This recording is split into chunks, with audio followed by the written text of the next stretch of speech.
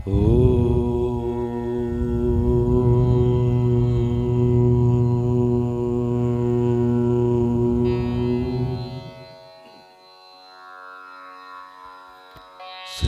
गणेशाय नमः।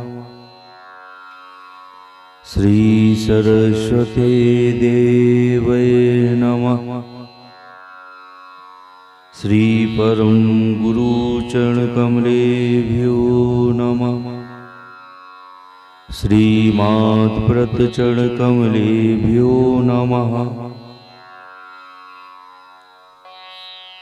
कर्पूर गौरम करुणावतारम संसार सारम भुजगेन्द्रहारम सदा वसन्तं हृदयारविन्दे भवं भवानी सहितं नमामि। मंगलम भगवान विष्णु मंगलम गरुड़ध्वजा मंगलम पुंडरीकाक्ष मंगलायतनो हरि। सच्चिदानंद रूपाय विश्वोत्पत्त्यादि हेतुवे तापत्रय विनाशाय श्री कृष्णाय वयं नुमः।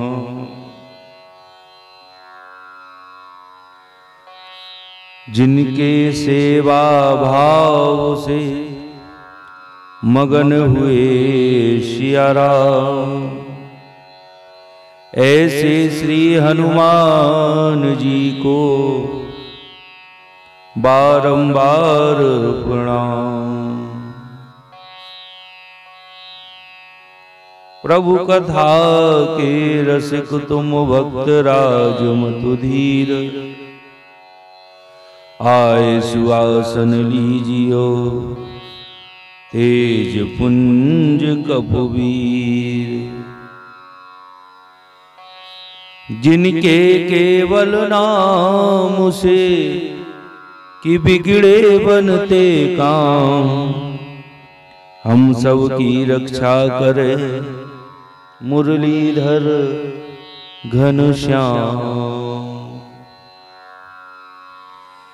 जय जय श्री राधा रमण, जय जय नवल किशोर, जय गोपी चित चोर प्रभु, जय जय माखन चोर, जय जय माखन चोर, जय जय माखन चोर। बोलिए श्रीमद् भागवत महापुराण की जय। श्री राम राजा सरकार की जय। बांके बिहारी लाल की जय।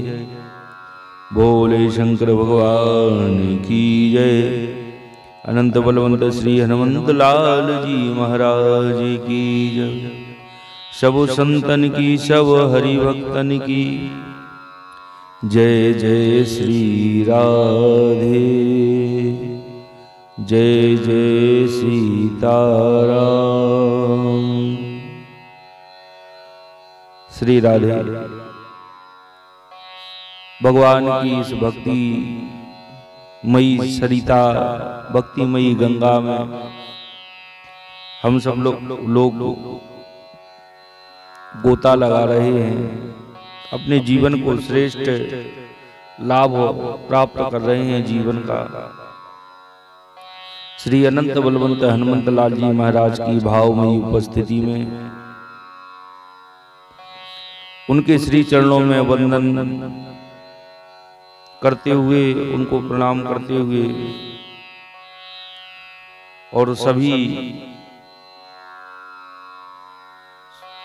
श्रोताओं के हृदय में अपने इष्ट देव, अपने प्रभु के दर्शन करते हुए सब को सिया राम मैं सब जग जानी, करहूं प्रणाम जोर जुग पानी। सब में अपने प्रभु का दर्शन करते हुए सबको वंदन अभिनंदन करते हुए भगवान की कथा में प्रवेश करते हैं। कल हमने भगवान की कथा को श्रवण किया था कि महाराज सुखदेव जी ने राजा पारिषद को भागवत के 10 लक्षण श्रवण कराए थे। तृतीय स्कंद का जो प्रारंभ होता है वह उद्धव एवं महात्मा विदुर जी की जो भेंट होती है उस कथा से इसका प्रारंभ होता है तृतीय स्कंद का। द्वितीय स्कंद में अंत में शौनक आदि ऋषियों ने सूत जी से पूछा कि हमें महात्मा विदुर जी का चरित्र सुनाइए। वो महात्मा विदुर जिनके यहाँ भगवान केले के छिलकों को पाया, ऐसे महात्मा विदुर जी का चरित्र हमें श्रवण कराइए। मैत्री जी ने विदुर को मैत्री जी ने क्या उपदेश दिया यह भी बताइए। ठीक है, ऐसा ही प्रश्न राजा पारिषद ने सुखदेव जी से भी पूछा था, जिसका उत्तर वे दे रहे हैं, मैं आपको वही सुनाता हूं। सूत जी बोले, सुनो, यह उन दिनों की बात है जब कौरवों ने पांडवों को मारने के लिए अनेक छल प्रपंच रचे। लाक्षागृह में भेजकर आग लगवा दी गई। द्रौपदी को भरी सभा में निर्वस्त्र करने का दुस्साहस किया गया। धूर्त कीड़ा में छल पूर्वक हराकर 12 वर्षों को वनवास में भेज दिया। 1 वर्ष का अज्ञातवास का दंड दिया गया। जब वनवास की अवधि पूर्ण कर पांडव हस्तिनापुर लौटे, उन्होंने अपना जो न्यायोचित हिस्सा मांगा तो दुर्योधन ने कहा कि मैं आपको इसमें से कोई हिस्सा नहीं दे सकता, इनकार कर दिया। बहुत कोशिश की गई लेकिन दुर्योधन कहता है, सूचक गृह दास्यामी बिना योद्धेन केशवा।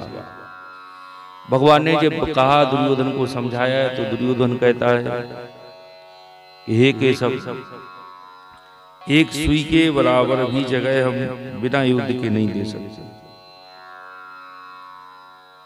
भगवान सोचते हैं कि युद्ध की नौबत नहीं आए, किंतु दुर्योधन अपनी जिद पर अड़ा रहा।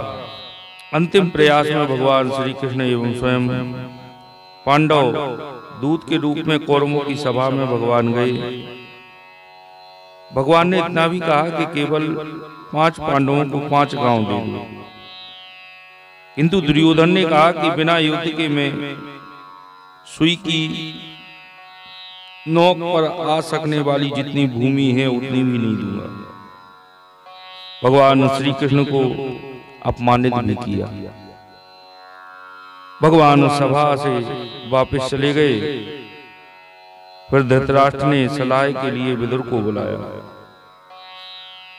विदुर ने धृतराष्ट्र के पूछने पर उन्हें जो सम्मति दी उसे विदुर नीति कहते हैं। महात्मा विदुर ने कहा, आप अजात शत्रु युधिष्ठिर को उनका हिस्सा दे दीजिए। दुर्योधन की बात मत मानिए, वह तो आपके घर में पाप रूप धरकर आया है। इसकी हाँ में हाँ मिलाएंगे तो आपका कुल विनाश को प्राप्त होगा। अतएव यदि आप कुशल चाहते हैं तो इस दुष्ट का तुरंत त्याग दीजिए। महात्मा विदुर की यह बात सुनकर कर्ण, दुशासन और दुर्योधन आग बबूला हो गए। विदुर का तिरस्कार करते हुए बोले, अरे इस कुटिल दासी पुत्र को किसने बुलाया है? जिनके टुकड़े खाकर यह जीता है, उन्हीं के प्रतिकूल होकर शत्रु का काम बनाना चाहता है। इसे नगर से तुरंत बाहर निकाल दो। इन अत्यंत कठोर वचनों से सुनकर विदुर जी ने कुछ बुरा ना माना। भगवान की माया को प्रबल समझकर अपना धनुष राजद्वार पर रख वे हस्तिनापुर से चल दिए। संत वही होता है जिसका अगर कोई अपमान कर देता है तो अपमान और सम्मान दोनों में भी बराबर सुख प्राप्त करता है। और ये तो बात कही गई है कि जिसके जीवन में अपमान आता है उसको भगवान अवश्य प्राप्त होते हैं। पहले विदुर का अपमान हुआ तो भगवान मिले। विभीषण को भी रावण ने पहले अपमान किया, उसके बाद में भगवान प्राप्त हुए। तो विदुर ने इसे भी भगवान का अनुग्रह ही माना। उन्होंने सोचा कि दुर्योधन की निंदा के माध्यम से भगवान ही मुझे कौरवों का कुसंग छुड़ाने का आदेश दे रहे हैं। यह प्रभु प्रेरणा से ही हो रहा है। संतो महापुरुष अपमान में एवं निंदा में भी अपनी भलाई खोज लेते हैं। सच्चा भक्त हर परिस्थिति में भगवान की कृपा की अनुभूति करता है। मनुष्य के लिए बहुत सुंदर संकेत यह है कि हर घटना को प्रभु का प्रसाद माने और उसे भगवान की इच्छा जानकर स्वीकार करे। ऐसी सोच व्यक्ति के जीवन में यदि हो जाएगी तो वह कभी अशांत दुखी नहीं होगा। भागवत महापुराण की यह घटना, यह प्रसंग, हर वृत्तांत मनुष्य को जीने की राह बताता है, जीवन जीने की कला सिखाता है। भगवान ने सोचा कि कौरवों के साथ विदुर रहेंगे तो कौरवों का विनाश नहीं हो पाएगा। इसलिए प्रभु की इच्छा से ही सब यह घटित हुआ। परिवार में जब तक कोई संत व्यक्ति, कोई परम वैष्णव, कोई भगवत भक्त रहता है तब तक उस परिवार पर ना तो कोई आपत्ति विपत्ति आ सकती है, ना कोई अहित हो सकता है और ना ही ऐसे परिवार का विनाश हो सकता है। एक उदाहरण याद आता है। एक बार 4 दोस्त कहीं घूमने को गए और जैसे ही वो घर से बाहर निकले ऊपर से बिजली पात हुआ, बिजली गिर गई। और बिजली गिरी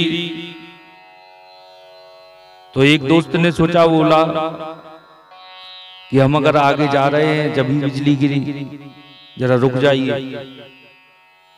जैसे ही वो लोग रुक गए चारों दोस्त, फिर आगे बढ़े तो फिर बिजली गिरी उन्हीं के रास्ते में। बोले आज तो लगता है कि किसी ना किसी की मृत्यु है हम चारों में से। और वो चारों सोच रहे थे कि किसकी मृत्यु होगी। बोले एक काम करो ना, एक एक करके हम लोग जाओ, जिसकी मृत्यु होगी उसी के ऊपर गिरेगी ना, चारों तो नहीं मरेंगे।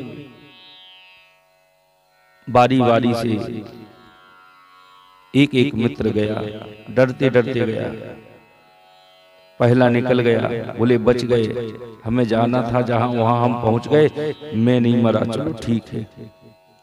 दूसरा जैसे ही डरते डरते गया वैसे ही तीसरा डरते डरते गया। अब एक बचा, वो सोच रहा था कि अब तीनों पे नहीं गिरी तो शायद हमें लगता है कि हमारे ऊपर बिजली गिरेगी, आज हमें ही मरना है। उन तीनों ने उसको जबरदस्ती बाहर निकाला कि नहीं अब तो तुम्हें जाना ही पड़ेगा, तुम्हें ही मरना है। तो जैसे ही ने उन तीनों को वहां से भगाया, उसको धक्का दिया कि वो बिजली आके उन तीनों के ऊपर गिर गई। कहने का मतलब हो सकता है उन तीनों के प्राण भी इसके वजह से बच रहे थे, लेकिन उन तीनों ने इसको अलग किया और वो तीनों की मृत्यु हो गई। तो परिवार में ऐसा कोई वैष्णव भगवत भक्त होता है जिससे उस परिवार के ऊपर आपत्ति विपत्ति नहीं आती।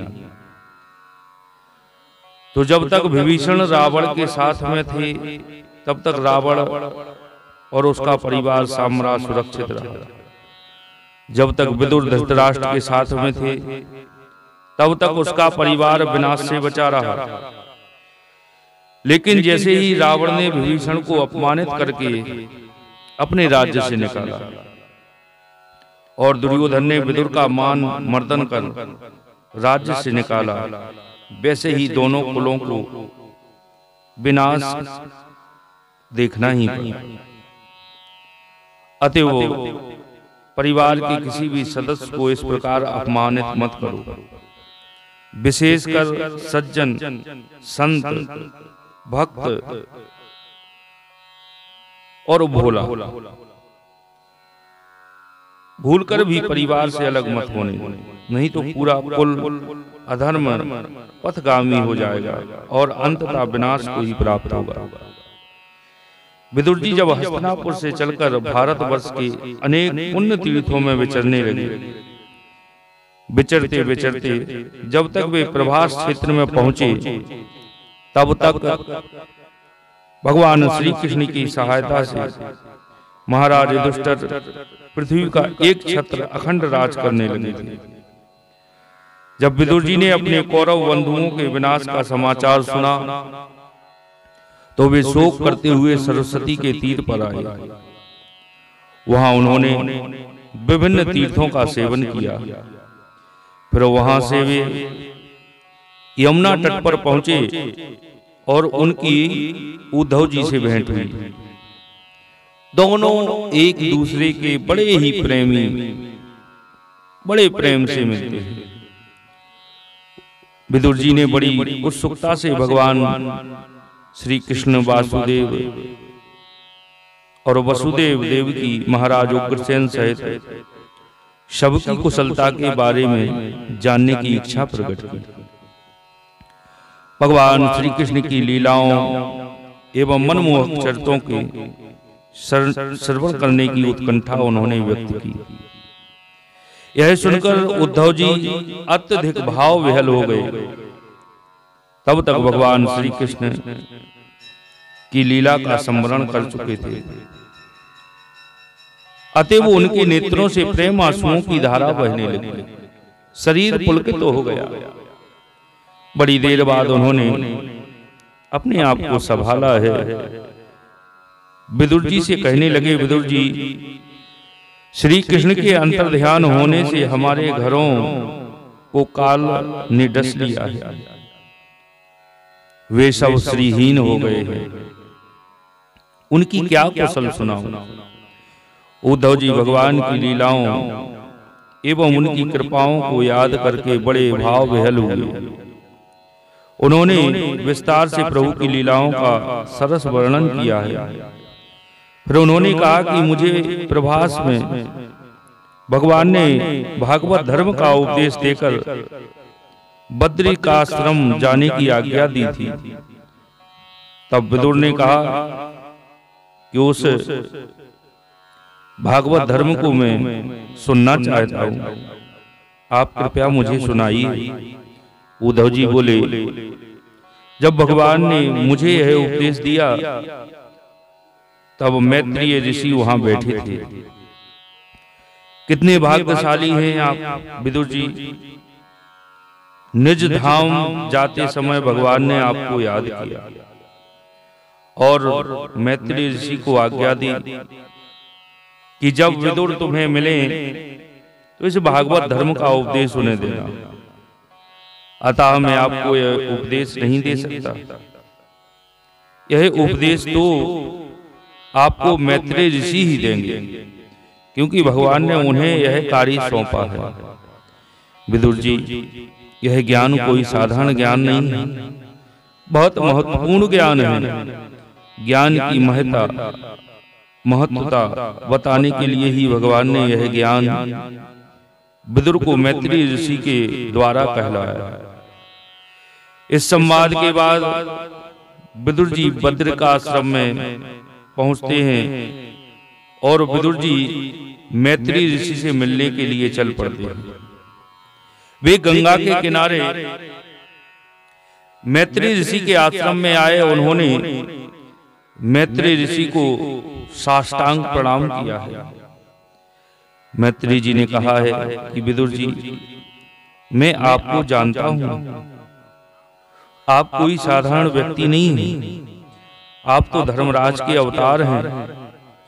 मांडव ऋषि के श्राप के कारण ही आपका दासी पुत्र के रूप में जन्म हुआ है। आप भगवान तथा उनके भक्तों को अत्यंत प्रिय हैं। आप व्यास जी के औरस पुत्र हैं। आपका चित्त सदा भगवान में ही लगा रहता है।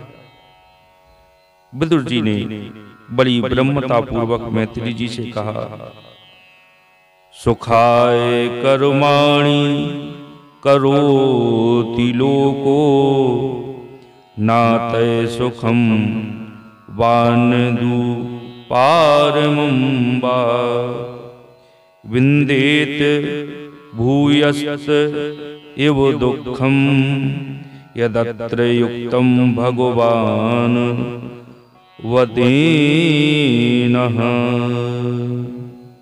भगवान संसार में सुख, सब लोग सुख के लिए कार्य करते हैं।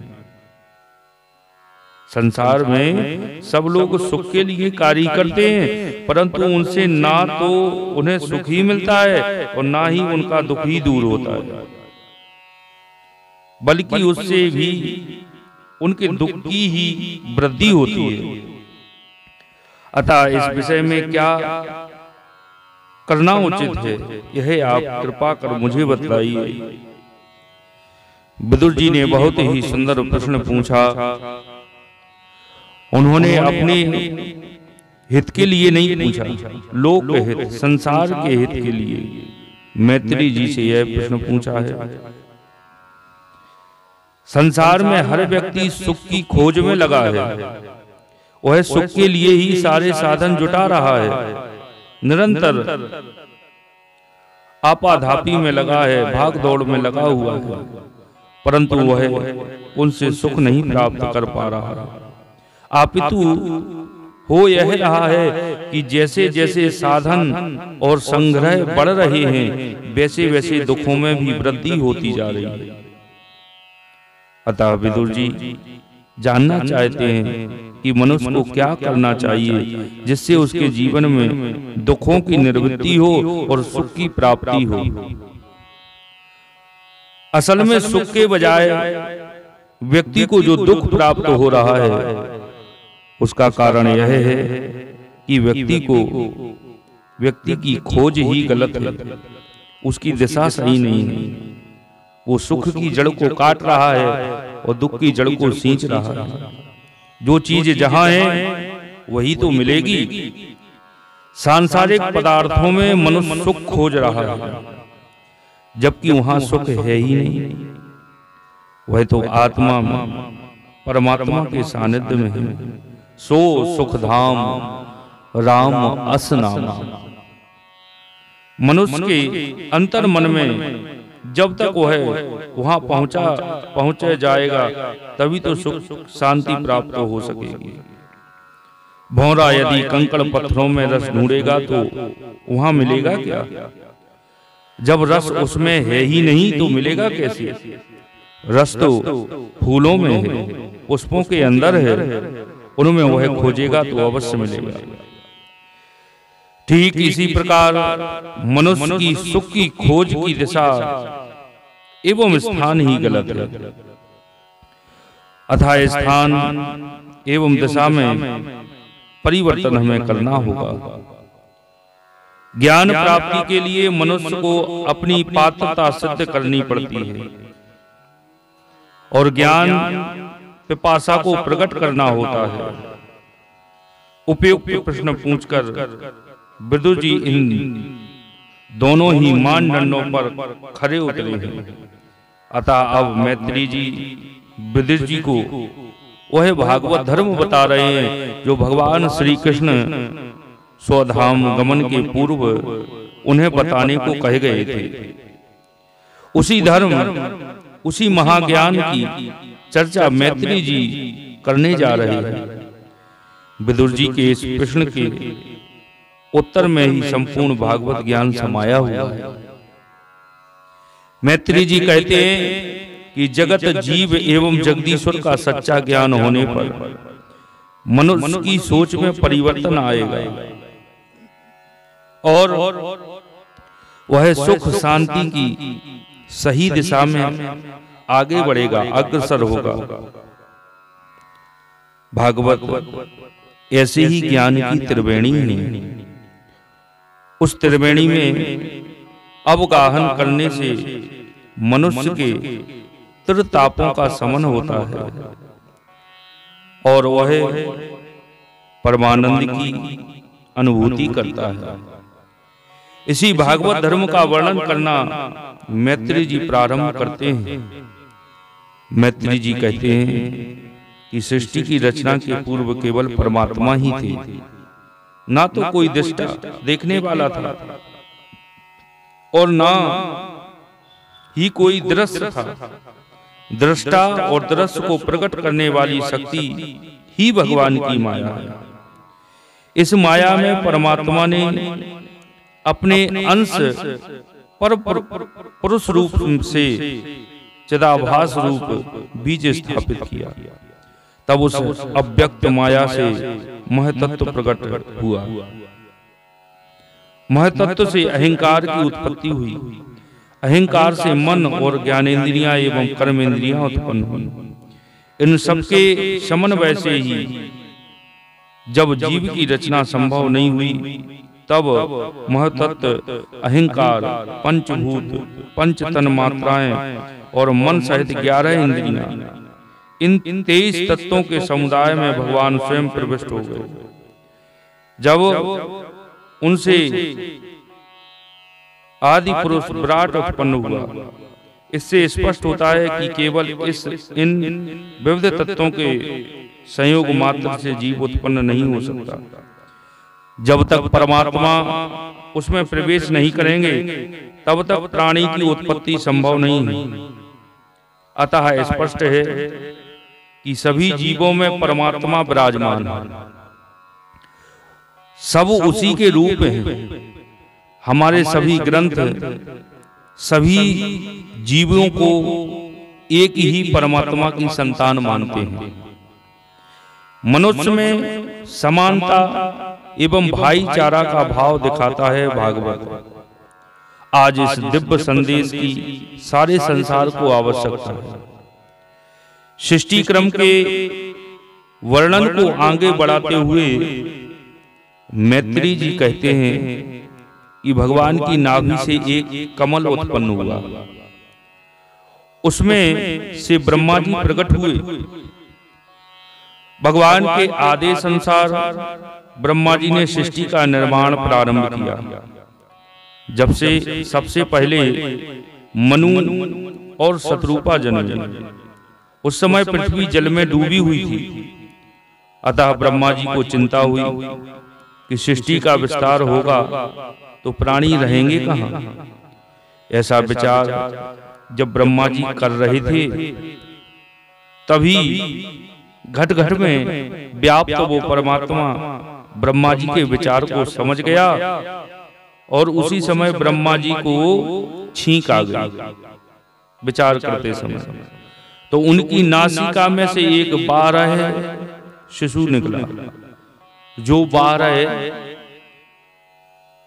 विराट होता गया देखते देखते। यह भगवान का 12 अवतार था। बोलिए 12 भगवान की जय। 12 भगवान समुद्र में डूबी हुई पृथ्वी को बाहर निकालने के लिए प्रकट हुए कि हिरण्याक्ष ने विरोध करना प्रारंभ कर दिया। भगवान ने उसका वध किया। हिरण्याक्ष का नाम सुनकर विदुर जी ने पूछा कि कृपा करके इस हिरण्याक्ष के बारे में भी तो हमें कुछ बताइए। मैत्री जी बोले, विदुर जी, कश्यप ऋषि की पत्नी दिति एक बार सायंकाल के समय पुत्र प्राप्ति की कामना से उनके पास पहुंची। कश्यप जी ने समझाया कि संध्या काल में सहवास शास्त्र विरुद्ध है, किंतु वह नहीं मानी। कश्यप जी ने भी देव को प्रबल मानकर दिति की इच्छा पूर्ण की। पुनः स्नान इत्यादि पवित्र हो वे भगवान का ध्यान करने लगे। इधर दिति को भी उस निंदित कर्म से बड़ी गिलानी हुई। कश्यप जी ने कहा कि तुम्हारे गर्भ में 2 दैत्य आएंगे। यह सुनकर दिति बहुत घबरा गई, पर ऋषि ने कहा कि उनका वध करने के लिए भगवान आएंगे, तो उसे थोड़ी सी तसल्ली मिली। दिति के गर्भ से 2 दैत्य हिरणाक्ष एवं हिरण्याकश्यपु पैदा हुए। तो हिरण्याक्ष का वध भगवान ने 12 अवतार लेकर किया और हिरण्याकश्यपु का वध भगवान ने नरसिंह अवतार लेकर किया। यह सुनकर विदुर जी की जिज्ञासा और बढ़ने लगी। उन्होंने जानना चाहा कि ये दोनों दैत्य हैं कौन। तब मैत्री मुनि जी ने बताया कि सनत कुमारों को भगवान के दरबार में प्रवेश करने से रोकने के कारण भगवान के द्वारपाल जय विजय को उन्होंने श्राप दिया कि तुम लोग मृत्यु में जाकर दैत्य योनियों में जन्म लोगे। आखिर है ये सब भगवान की लीला। एक बार लक्ष्मी मैया भगवान के चरण कमलों को दबा रही थी, तो भगवान के चरणों को क्या कहा गया? चरण कमल। और उस कमल के ऊपर ही लक्ष्मी जी प्रकट हुई। तो कितना मुलायम जो कमल का पुष्प होता है, और उससे भी कोमल है कौन? लक्ष्मी जी। और उनसे भी ज्यादा कोमल है भगवान के श्री चरण। तो लक्ष्मी जी जब भगवान के चरणों को दबा रही थी, तो लक्ष्मी जी ने देखा एक दिन कि चरण दबाते दबाते भगवान के चरणों में जोर से दबने के कारण निशान बन गया। और जैसे ही निशान बना, तो लक्ष्मी मैया अपने मन में सोचने लगी कि जीवन में अगर हमारे ऊपर कभी अगर विपत्ति आएगी, तो इनके चरण इतने कोमल हैं, ये हमारी रक्षा कैसे कर पाएंगे। भगवान तो अंतर्यामी घट-घट-वासी। भगवान उस बात को समझ गए और भगवान ने लीला रच दी कि मैं इतना कोमल भी हूं और अपने भक्तों के लिए कठोर भी हूं। तो आज जो उनके भक्तों को विपत्ति देता है, तो उनके लिए उनकी विपत्ति दूर करने के लिए भगवान कठोर भी हो जाते हैं। तो भगवान ने प्रेरणा करी कि सनत कुमार आ गए, जय विजय को श्राप भी दे दिया, और वही जय विजय आके हिरण्याकश्यपु बनते हैं। तो सनत कुमारों के श्राप के कारण जय विजय को हिरण्याकश्यप के रूप में जन्म लेना पड़ा। इस कथा से 2 सुंदर संकेत मिलते हैं। एक तो यह है कि संत का अपमान भूलकर भी मत करो।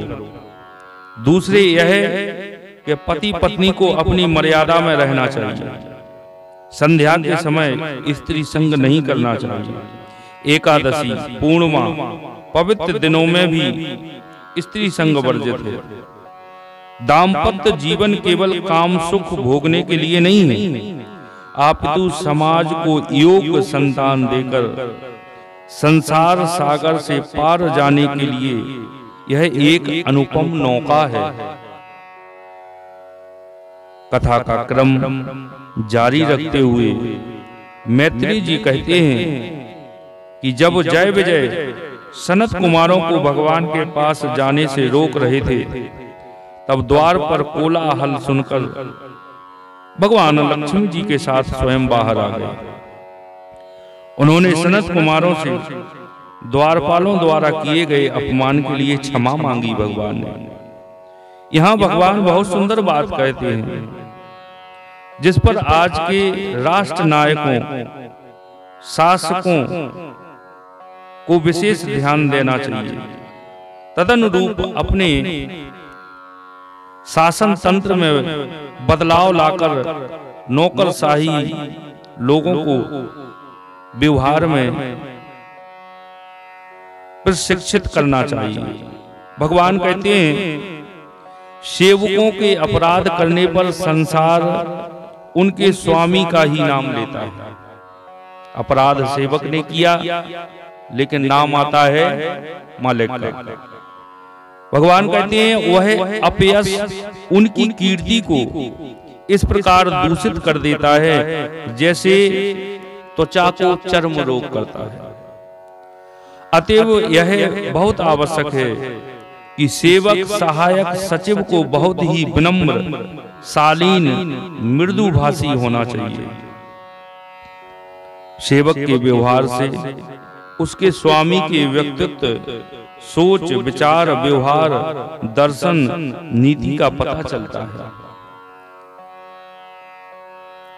सेवक जैसा है उससे स्वामी का पता चलता है कि स्वामी कैसा होगा। जब सुदामा जी भगवान के दरवाजे पहुंचे तो सेवकों ने जाके दौड़ लगा के भगवान को जब सुनाया है वचन, तो सेवक ऐसे अच्छे थे तो भगवान के स्वभाव का पता चला कि जब सेवक ऐसे हैं तो राजा कैसा होगा। तो सेवक से ही स्वामी का पता चलता है।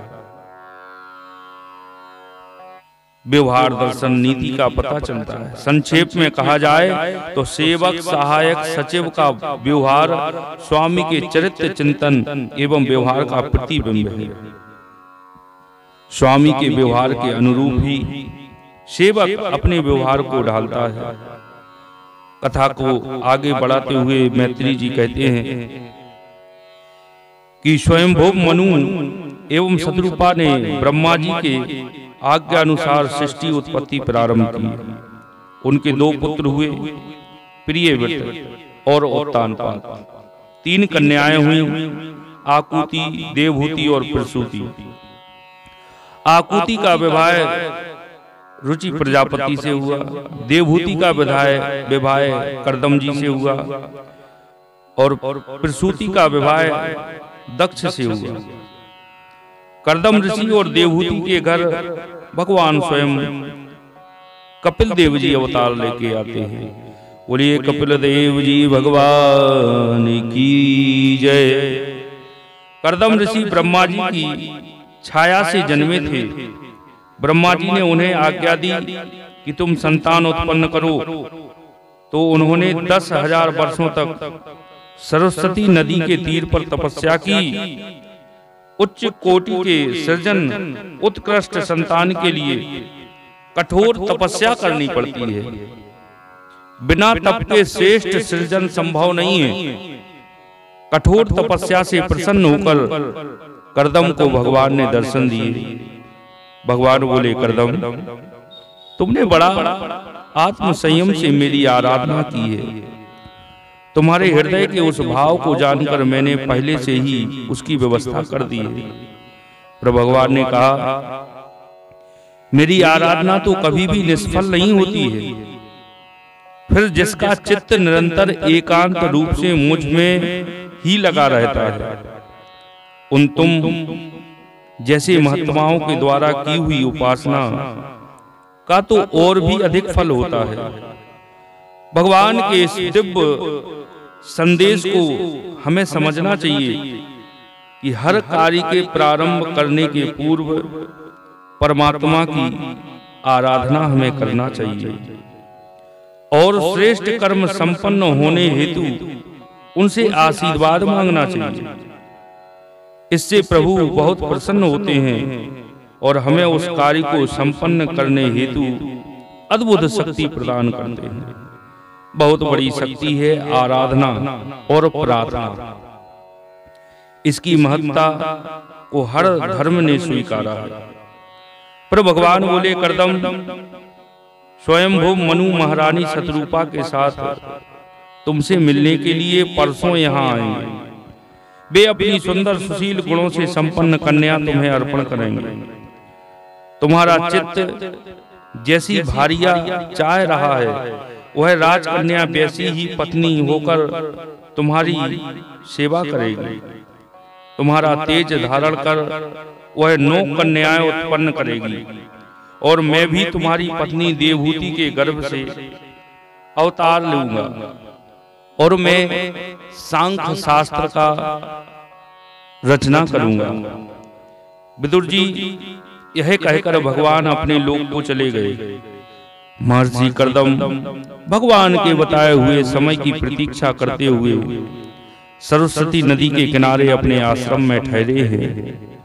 इधर मनु महाराज अपनी पत्नी शतरूपा के साथ कन्या देवहूति को लेकर उनके आश्रम में पहुंचे। सरस्वती के जल से भरा यह सरोवर बिंदु सरोवर कहलाता है। यह वह स्थान है जहां कर्दम के प्रति उत्पन्न हुई करुणा के वशीभूत हुए भगवान के नेत्रों से प्रेम आंसुओं की बूंदें गिरी। यह बहुत ही प्रसिद्ध एवं पवित्र तीर्थ है। कर्दम ने मनु शतरूपा एवं देवहूति को समुचित आसन दिए एवं मधुर वाणी से उनका स्वागत किया। मनु महाराज बोले, ऋषिवर यह मेरी कन्या है। जब से नारद जी के मुंह से आपके शील, विद्या, रूप, आयु, गुणों का वर्णन इसने सुना है, तभी से यह आपको अपना पति बनाने का निश्चय कर चुकी है। फिर मनु महाराज ने कहा, मैं बड़ी श्रद्धा से आपको यह कन्या समर्पित करता हूं, आप इसे स्वीकार कीजिए। यह ग्रस्त कार्यों के लिए सब प्रकार से आपकी योग्य है। यह आपके गृह कार्यों को कुशलता से करने के योग्य है। दाम्पत्य जीवन का काम विलास के लिए नहीं है। यह तो मर्यादित काम को भोग कर काम विनाश के लिए। हमारी संस्कृति में पत्नी को धर्म पत्नी कहा गया है। जो पत्नी पति को धर्म के मार्ग पर चलने हेतु प्रेरित करे, धर्म कार्य में प्रवृत्त करे, वही सच्ची धर्म पत्नी है। पत्नी संसार सागर से पार जाने के लिए नौका है और पति नाविक है।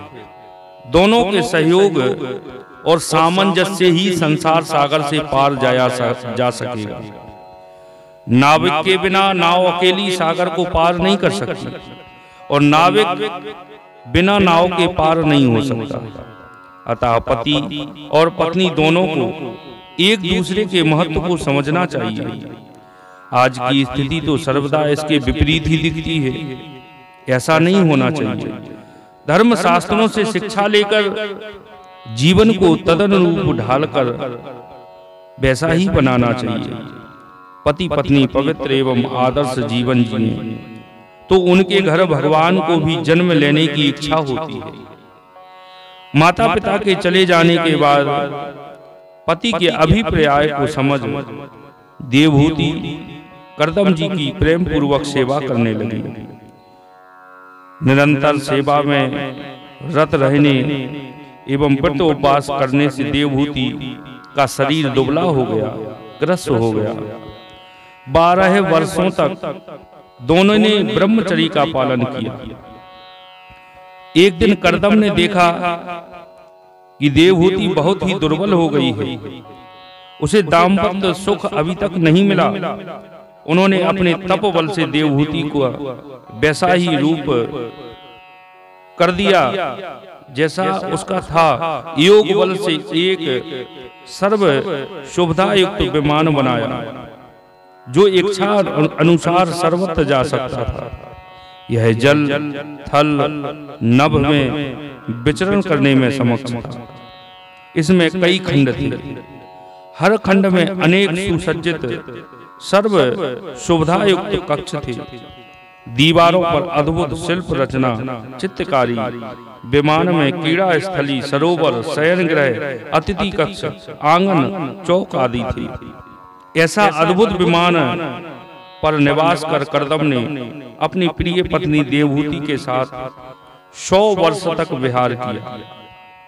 इस अवधि में देवहूति के 9 कन्याएं हुई, किंतु पुत्र एक भी नहीं हुआ। इसके बाद करदम जी सन्यास लेने के लिए तैयार हुए।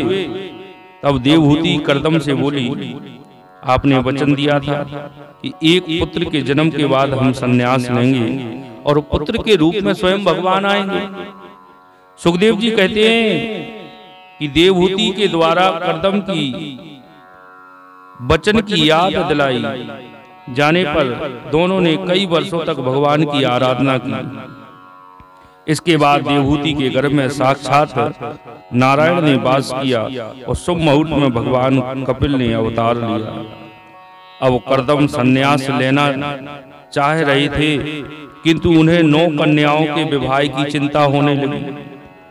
जब उन्होंने ब्रह्मा जी के सामने यह इच्छा प्रकट की तो इस पर ब्रह्मा जी बोले कि जिसके घर स्वयं भगवान आए हों और जो उन्हीं परमात्मा की आराधना में लीन रहता हो, सदैव उन्हीं का चिंतन करता हो, उसे किस बात की चिंता हो सकती है।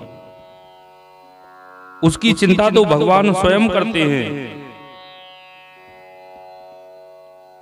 जो भगवान गीता में कहते हैं कि जो अनन्य प्रेमी भक्तजन मुझे परमेश्वर को निरंतर चिंतन करते हुए निष्काम भाव से बसते हैं, उन नित्य निरंतर मेरी चिंतन करने वाले पुरुषों के योगक्षेम की व्यवस्था तो मैं स्वयं करता हूँ।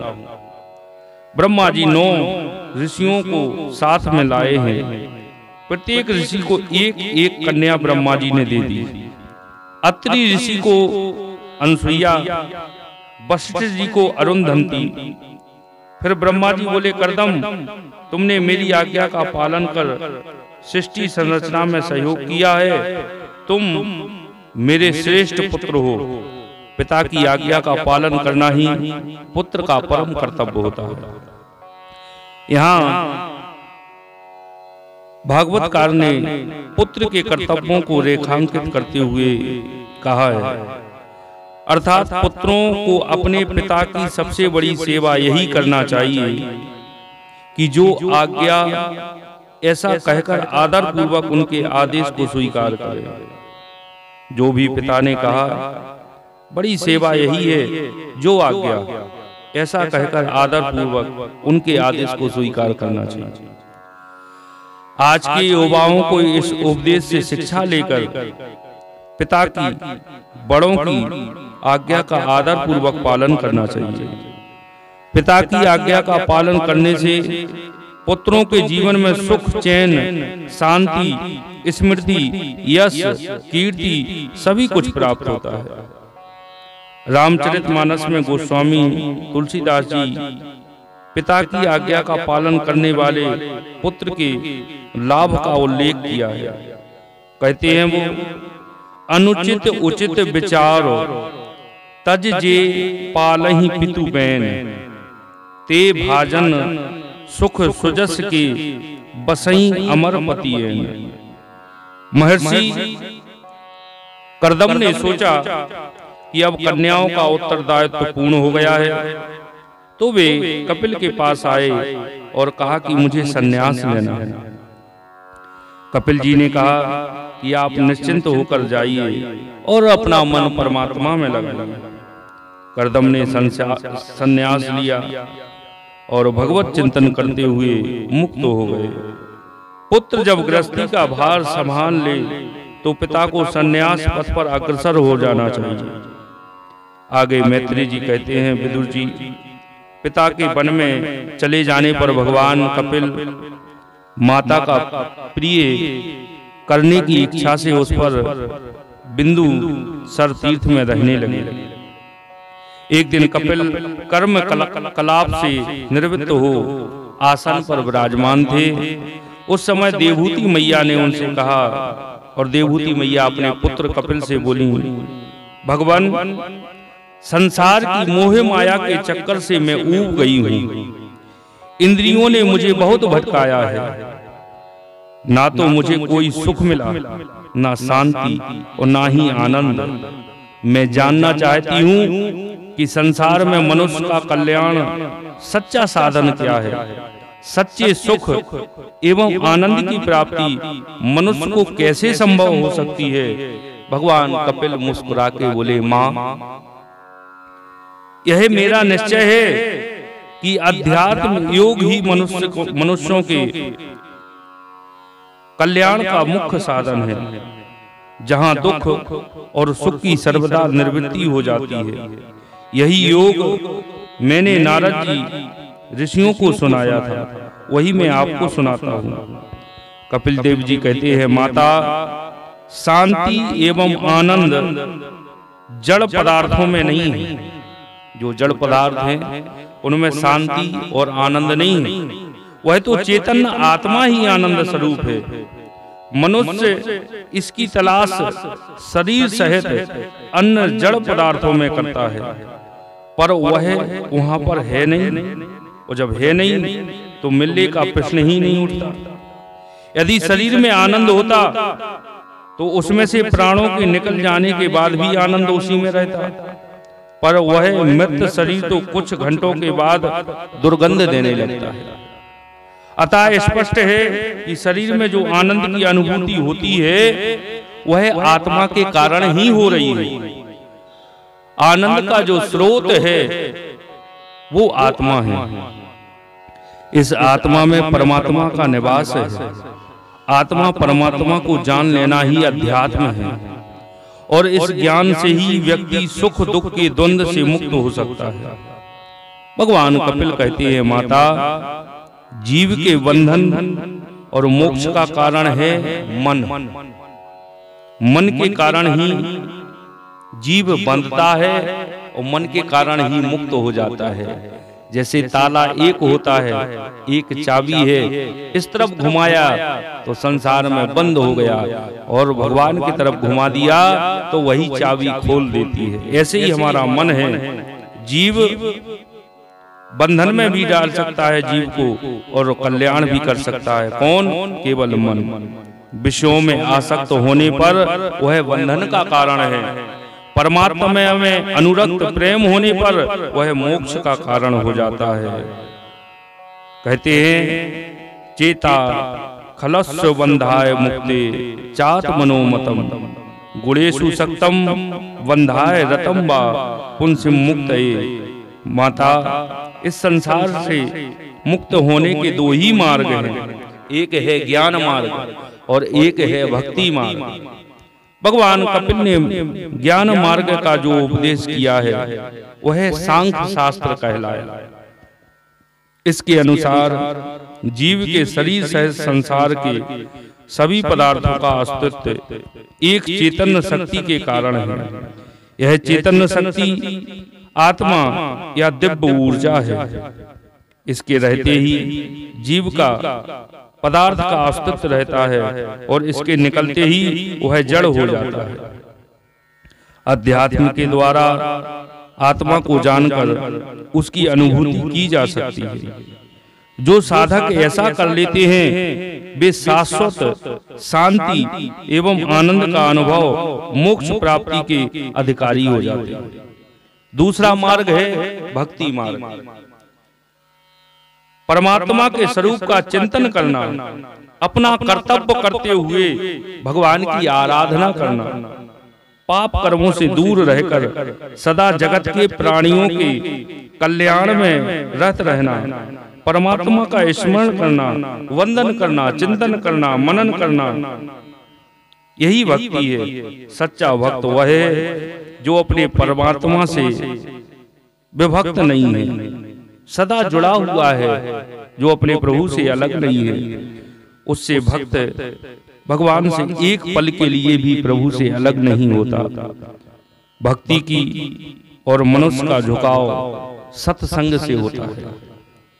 भक्ति की ओर मनुष्य का झुकाव सत्संग से होता है, और सत्संग भगवान की कृपा से ही प्राप्त होता है। भक्ति मुक्तिदायिनी है। कपिल भगवान कहते हैं कि जो सांसारिक पदार्थों की आसक्ति को छोड़कर अनन्य भाव से मेरा ही भजन करते हैं, मैं उन्हें मृत्यु रूप संसार सागर से पार कर देता हूँ। ठीक है, ऐसा ही आश्वासन भगवान श्री कृष्ण ने गीता में भी कहा है। अर्जुन, उन मुझ में चित्त लगाने वाले प्रेमी भक्तों का मैं शीघ्र ही मृत्यु रूप संसार समुद्र से उद्धार करने वाला होता हूँ। इसके बाद कपिल भगवान ने माता देवहूति को अष्टांग योग की विधि बताई, भक्ति के मर्म, काल की महिमा का वर्णन किया। कपिल भगवान भक्ति के सच्चे स्वरूप की विवेचना प्रस्तुत करते हैं। वे कहते हैं, केवल मेरी पूजा अर्चना ध्यान आराधना करना मात्र ही भक्ति नहीं है कि हमने बस भगवान की पूजा कर ली, अर्चना कर लिया, ध्यान कर लिया, हमारी भक्ति हो गई। यदि व्यक्ति जीवों से और मनुष्यों से घृणा करता है, उनसे द्वेष करता है और उन्हें सताता है, पीड़ित और प्रताड़ित करता है, तो ऐसी पूजा केवल दिखावा है। मैं आत्मा रूप से सदा जीवों में स्थित हूँ। इसलिए जो लोग मुझ सर्वभूत स्थित परमात्मा का अनादर करके केवल प्रतिमा में ही मेरा पूजन करते हैं, उनकी वह पूजा स्वांग मात्र है। परमात्मा प्रत्येक जीव में विद्यमान है। अतः यदि मनुष्य जीवों के प्रति, मनुष्यों के प्रति प्रेम भाव, आदर भाव नहीं रखता है, उन्हें समुचित सम्मान नहीं देता है, उनका अनादर करता है, तो वह मुझ परमात्मा का ही अनादर कर रहा होता है। नर रूप नारायण का तिरस्कार करके यदि कोई मेरी पूजा करता है, तो वह पूजा नहीं है, अपितु वह एक स्वांग है, एक दिखावा है। देवहूति को उपदेश करते हुए भगवान कहते हैं कि माताजी, जो दूसरे जीवों का अपमान कर रहा होता है, उनसे बैर करता है, वह तो मेरे से भी बैर कर रहा होता है। ऐसा व्यक्ति कितनी भी उत्तम सामग्री से, कितने ही विधि विधान से मेरी मूर्ति का पूजन करे, तो भी मैं उससे प्रसन्न नहीं हो सकता। जो व्यक्ति आत्मा और परमात्मा के बीच थोड़ा भी अंतर करता है, उस भेददर्शी को मैं मृत्यु रूप से महान भय उपस्थित करता हूँ। कपिल भगवान माता देवहूति के माध्यम से हम सबको, सारे संसार के मनुष्यों को दिव्य संदेश दे रहे हैं। हर प्राणी में मुझे देखो, सब जीवों में मैं ही बैठा हूँ। अतः हर जीव, हर व्यक्ति को मान सम्मान दो, उसकी यथायोग्य सेवा करो, सारे संसार को मेरा ही स्वरूप समझकर समदृष्टि से सबसे प्रेम करो। यही मेरी सबसे बड़ी भक्ति है। सभी के हृदय में साक्षात भगवान ही बैठे हैं। इसलिए मनुष्य को चाहिए कि वह समस्त प्राणियों को बड़े आदर के साथ मन से प्रणाम करे। भगवान का यह उपदेश अत्यंत महत्व का है। आज इस संदेश को पूरे संसार में प्रचारित करने की आवश्यकता है। आज विभिन्न वर्गों में बटा हुआ मनुष्य अपने निज स्वरूप से परिचित नहीं हो पा रहा है, और इसलिए आज दुनिया में आदमी आदमी के बीच भेदभाव, घृणा एवं वय मनुष्यता का कारण बीज पनप रहा है। जबकि वास्तविकता यह है कि हर मनुष्य, हर जीव परमात्मा का ही प्रतिरूप है। जैसे एक ही चंद्रमा विभिन्न जल घटों में प्रतिबिंब होता है, वैसे ही वही एक परमात्मा सब जीवों में प्रतिबिंब हो रहा है। यह सत्य, यह तथ्य भागवत उद्घटित कर रहा है। अतः भागवत का यह धर्म संसार के सभी मनुष्यों का धर्म है। भागवत का स्वाध्याय, चिंतन, मनन, श्रवण मनुष्यों के लिए अत्यंत ही कल्याणकारी है।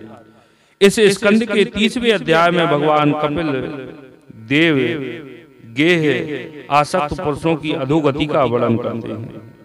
वे कहते हैं कि जीव संसार में जिस भी योनि में जन्म लेता है, उसी में ऐसा रम जाता है कि उसे वो छोड़ना भी नहीं चाहता है।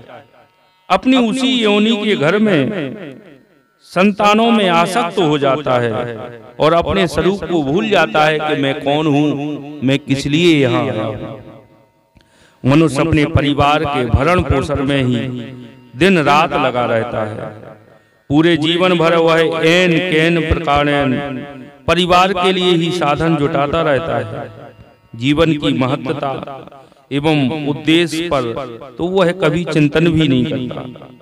गृहस्थी में पछते पछते उसका जीवन का स्वर्ण मूल जो समय है वह निकल जाता है और एक दिन बुढ़ापा आकर उसके देह द्वार पर खड़ा हो जाता है।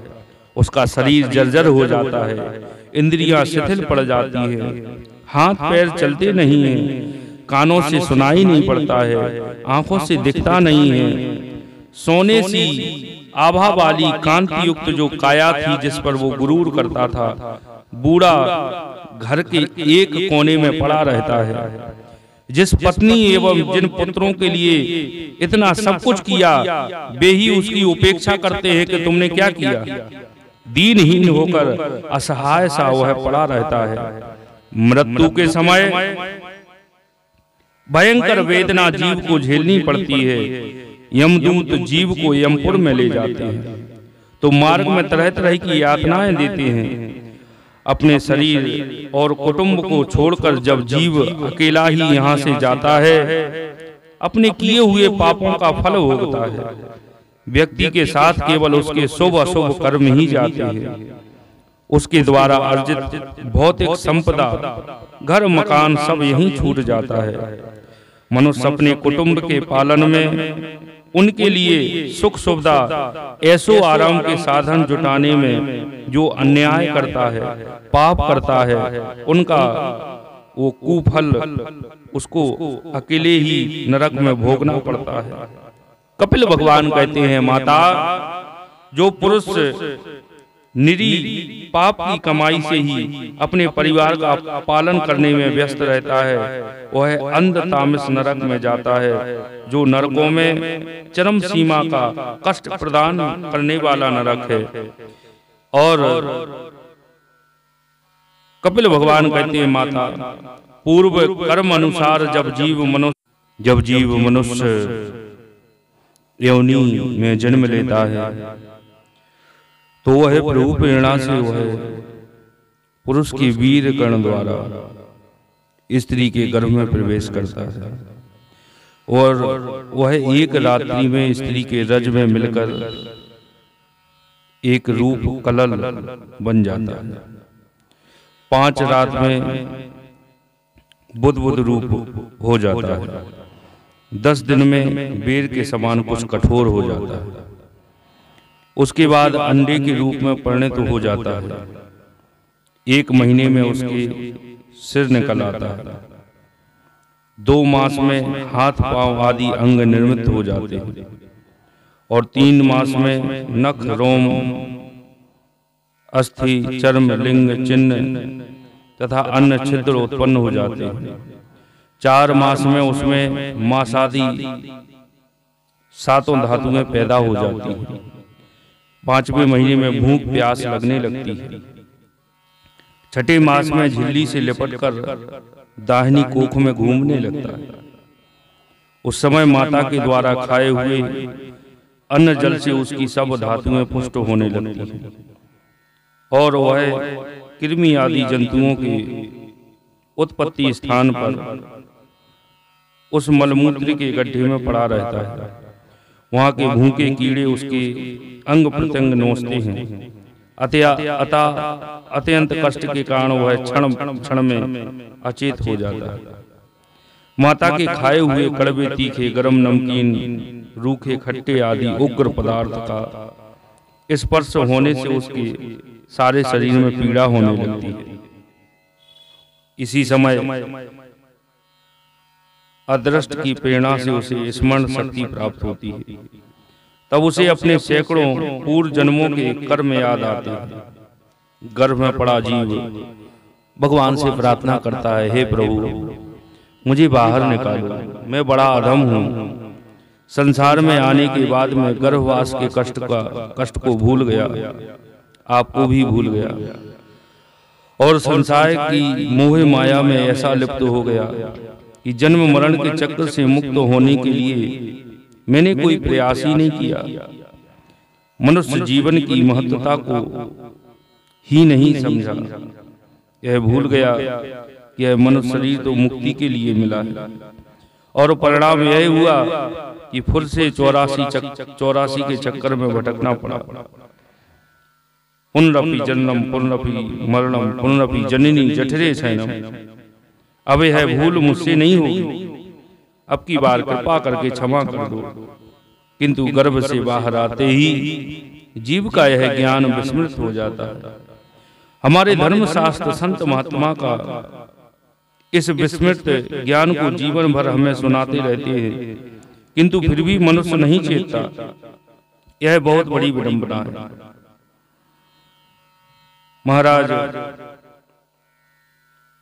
जरा संसार में, जीव संसार में आकर पुनः आसक्त ना हो, उसे गर्भवास के कष्टों की स्मृति दिलाई जाए, जिससे कि वह भक्ति, ज्ञान एवं सत्कर्मों के द्वारा आवागमन से छुटकारा प्राप्ति हेतु साधन कर सके।